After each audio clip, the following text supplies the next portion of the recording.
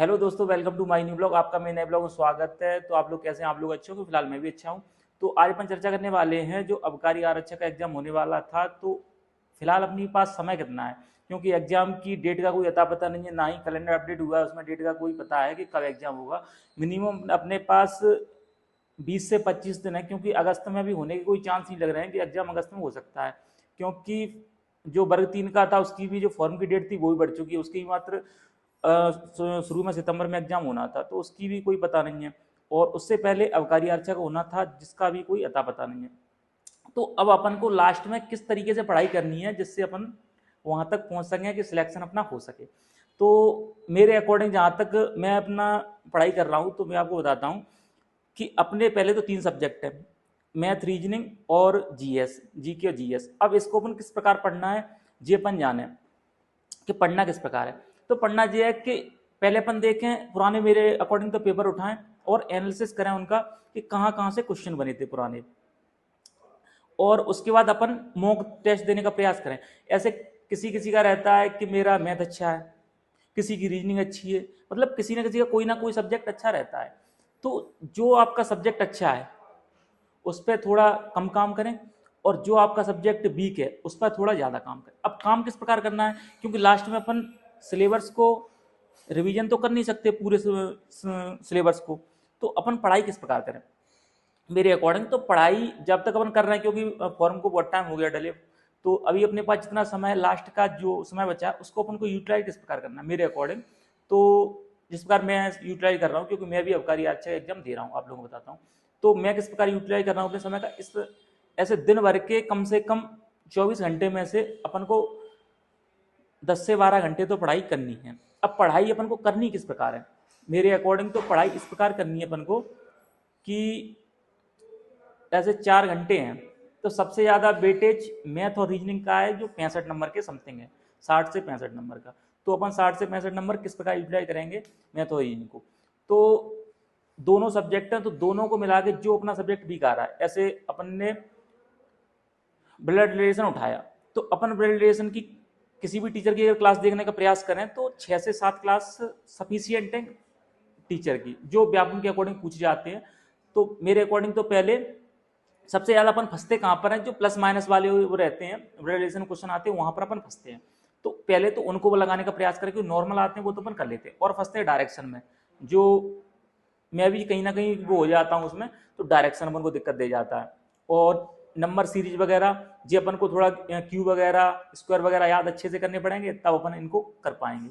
और coding decoding तो ये है कि सरल आ जाए तो हो जाता है, टफ आ जाए तो टाइम टेकिंग हो जाता है, कुछ इस प्रकार होता है। और जो मेन चीज ये है, सबको अपने अपने वीक पॉइंट पता होते हैं कि रीजनिंग में अपन को क्या वीक पॉइंट है, उन पर काम करें। और ऐसे टेस्ट लगा के देखें, 30 क्वेश्चन आए रीजनिंग के या 35 आए, तो उनमें से अपन कितने सही कर रहे हैं, कौन से चैप्टर से अपने क्वेश्चन गलत हो रहे हैं, तो पहले तो उन पर काम करने का प्रयास करें।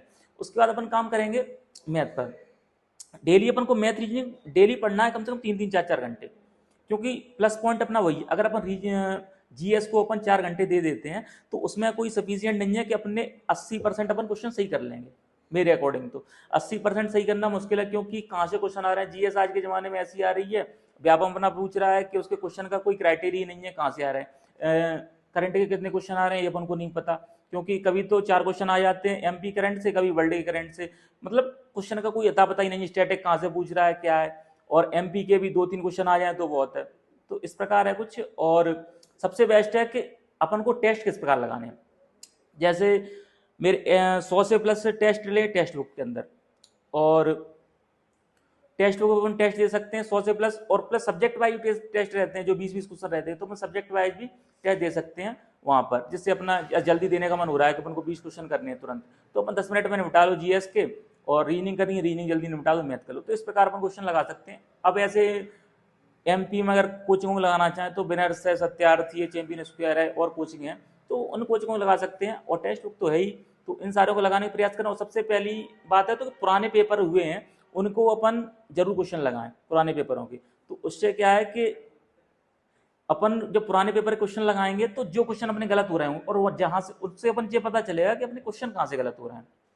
ऐसे अपन ने सबसे ज्यादा क्वेश्चन कहाँ से आते हैं, अपन जहां तक अपन पकड़ते हैं तो सिंप्लीफिकेशन से, सिंप्लीफिकेशन से क्वेश्चन आते हैं और नंबर सिस्टम से। तो नंबर सिस्टम और सिंप्लीफिकेशन से 4 से 5 से 6 क्वेश्चन, मतलब 4 से 5 क्वेश्चन आते हैं। तो ये अपनी पे कमांड नंबर सिस्टम पे अच्छी होनी चाहिए पहली बात तो। और अगर एडवांस के क्वेश्चन आते हैं तो एक आध दो अगर गलती भी हो रहा है अपना, कोई दिक्कत नहीं है। मेन चीज ये है जो अपन बना सकते हैं उसको बनाने का प्रयास करें, जिसमें टाइम लग रहा है उसको ना बनाएं। सरल मतलब जो नॉर्मल पॉइंट होते हैं वो अपन को आना चाहिए, ज़्यादा टफ की ओर अपन ना भागें।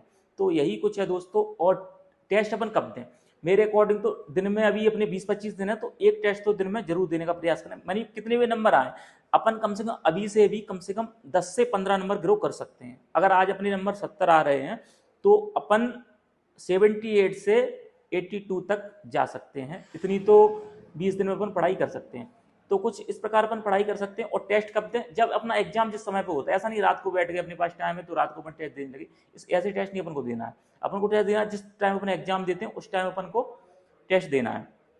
तो इसी प्रकार आप लोग टेस्ट, मतलब मैं भी टेस्ट ऐसे ही देता हूँ, जब अपन ऐसे दिन में टेस्ट देने का मन हुआ और तो दिन में दे दिया, शाम को टाइम तो मतलब जिस प्रकार ऐसे वहाँ पर अपन को पता है पंखे में होता है, ऐसे लाइब्रेरी में बैठे तो एसी है तो अपन गर्मी में भी देने का प्रयास करेंगे, पंखे के नीचे दे रहे हैं। ऐसा नहीं कि अपन को लाइब्रेरी की आदत पड़ जाए कि एसी चल रही है, वहाँ पर नहीं मिली तो अपन माहौल अपना ऐसा हो जाए कि, क्योंकि वैसे भी बरसात का माहौल चल रहा है, तो अपन दोनों माहौलों में देने का प्रयास करें कि लाइब्रेरी के अंदर भी और लाइब्रेरी के बाहर ही, बाहर इन द सेंस रूम के अंदर, तो वहाँ पर आप दे सकते हैं। तो इस प्रकार कुछ तैयारी करें और बस यही है। और करंट पर भी फोकस अच्छे से करें अपन, और प्रीवियस ईयर क्वेश्चन पर ज़्यादा फोकस करें कि क्वेश्चन कहाँ से आए थे, अपन गलत कहाँ से कर रहे हैं।